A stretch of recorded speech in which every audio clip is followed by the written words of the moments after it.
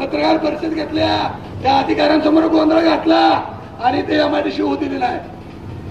विचारा भाजपच्या लोकांना, विचारा आमदाराला, विचारा माझ्या आमदाराला, विचारा इथल्या पहिल्या आमदाराला की बाबा नक्की कुणी अडवलं.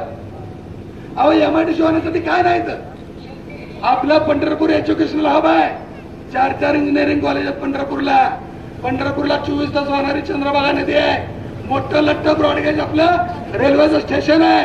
पंढरपूरला येणारे सगळे रस्ते नॅशनल हायवे आहेत. पंढरपूर पासून 70 किलोमीटरवर विमानतळ आहे. एमआयडीसी होण्यासाठी सगळ्या गोष्टी आहेत. मी स्वतः राज ठाकरे साहेबांच्या मार्फत अदानी ग्रुप, अंबानी, रिलायन्स, टाटा, बिर्ला या सगळ्या उद्योगपतींना मी संपर्क केला होता. त्यांना जाऊन भेटलो होतो. ते सगळे इथं उद्योग आणायला तयार होते, परंतु त्याच्या अगोदर सगळ्या लोकांनी या ठिकाणी एमआयडीसी होऊ दिली.